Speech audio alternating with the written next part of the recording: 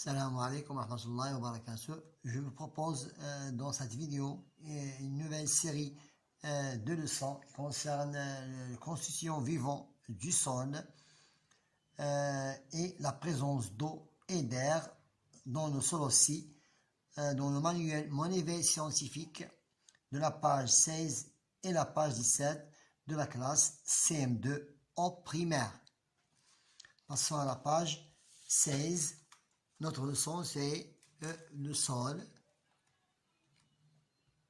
Nous observons dans ce schéma, bien dans cette photo, présence une coupe de sol qui est constituée de plusieurs éléments qui sont des éléments organiques et des éléments minéraux.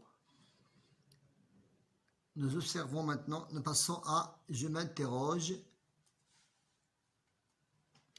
Quelles sont les constitutions du sol?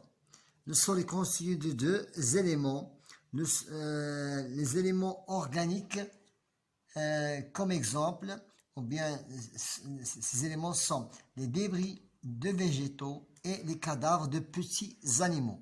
Et pour les éléments minéraux, sont des particules de roche, grains de sable, des cailloux, l'air et l'eau. Je vous propose dans cette leçon deux rubriques ou bien deux activités à étudier, les constitutions du sol et mise en évidence de la présence d'eau, plus la présence aussi de l'air dans le sol. Activité numéro 1, les constitutions du sol. Les constitutions du sol, l'expérience. Afin de déterminer les éléments d'un sol, on peut réaliser la manipulation suivante. Remplir une éprouvette avec de l'eau, verser un échantillon du sol que vous voyez ici et agiter et laisser décanter pendant quelques heures et le résultat est le suivant. Nous remarquons ici, il y a une série ou bien un échantillon, une série de matières. Alors, la plus légère, c'est la matière organique qui est constituée de débris végétaux et de cadavres de petits animaux. Deuxième élément, c'est l'argile qui est aussi moins léger. Et passons aliments, la partie qui est grise ici, sable fin et sable grossier au gravier sont les plus lourds qui descendent au fond du récipient. Maintenant, je nomme les éléments numérotés de 1 à 5. On a déjà vu ici. Voilà. Voir ci-dessus. C'est déjà fait.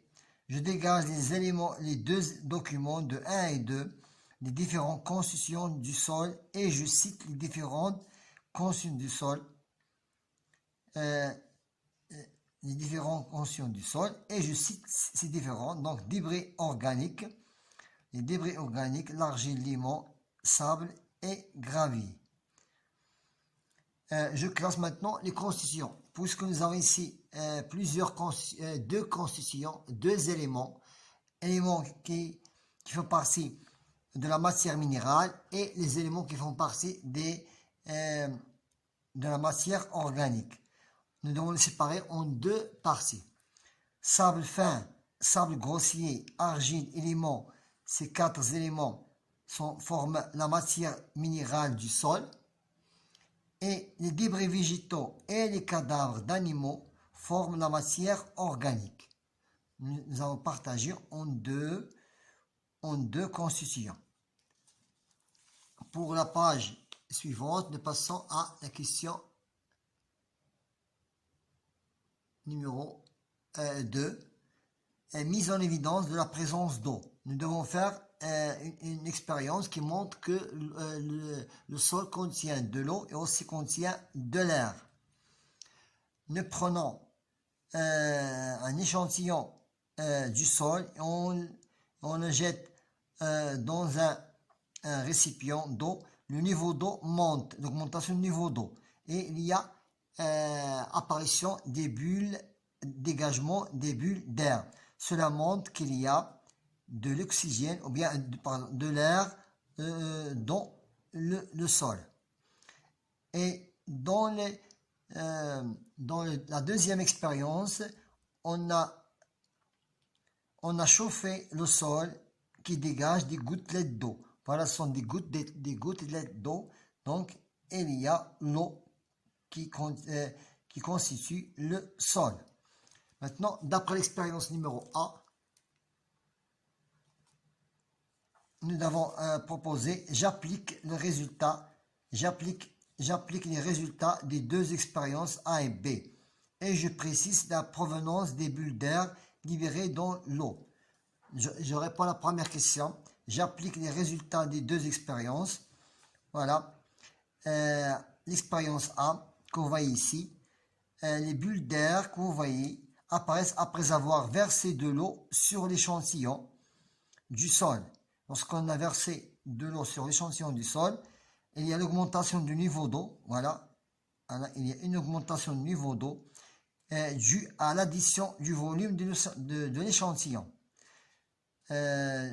Du sol et au volume d'eau. Maintenant, l'expérience B. On a chauffé le sol chauffé dégage des gouttelettes d'eau. Maintenant, pour répondre à la question, je précise la provenance des bulles d'air. Les bulles d'air libérées dans l'eau, que vous voyez ici, proviennent des espaces existants entre les particules du sol. Ces bulles d'air provient des espaces existent dans les particules du sol. Maintenant, pour l'expérience suivante aussi, placer trois échantillons. Nous plaçons, voilà, placer trois échantillons du sol sableux, sol argileux et sol argilo-sableux. Ça veut dire qu'il contient des particules d'argile et du sable. Dans un entonnoir, verser la même quantité d'eau dessus. Nous remarquons que pour le sol sableux, il y a la perméabilité. Donc, parmi les trois types du sol, je déduis celui qui contient qui convient à l'agriculture. Donc, le sol qui convient à l'agriculture, c'est la perméabilité du sol argilo-sableux qu'on voit ici, et intermédiaire entre la perméabilité du sol, parce qu'on lorsqu'on a versé de l'eau, elle est descendue entièrement, et les sols sableux et les sols argileux. Donc, il en va de même pour la capacité de la rétention d'eau. Les sols sableux argileux sont l'un des meilleurs sols car la combinaison de sable et d'argile, il y a une combinaison de sable et d'argile. Entre ces deux, on a effectué ou bien on constitué le sol sableux argileux, lui confère de bonnes propriétés en termes de perméabilité et de la capacité à retenir l'eau, ce qui permet une croissance normale des plantes, contrairement au sol argileux qui provoque la mort des plantes avec de l'eau abondante et le sol sableux dans lequel il n'y a pas d'eau. Voilà ce qu'on a déduit de ces trois types du sol. Maintenant, je peux vous lire, le sol est constitué d'éléments organiques qui sont les débris végétaux, des cadavres d'animaux et d'éléments minéraux, comme exemple particules de roche, grains, sable, cailloux, l'air, n'oublions pas l'air et l'eau. Pour la dernière question, j'applique mes connaissances. Numéro 1 sont des débris végétaux, sont des matières organiques ou bien débris végétaux et débris animaux. Pour le numéro 2, c'est l'eau. Voilà, l'eau. Troisième couche, troisième élément, c'est l'argile, et moins léger. Et quatrième, c'est sable fin. Cinquième, c'est sable grossier. Et le plus lourd, et la matière la plus lourde, c'est le gravier. C'est le gravier. On a terminé avec notre leçon d'aujourd'hui, le sol, séance 1. Bon courage.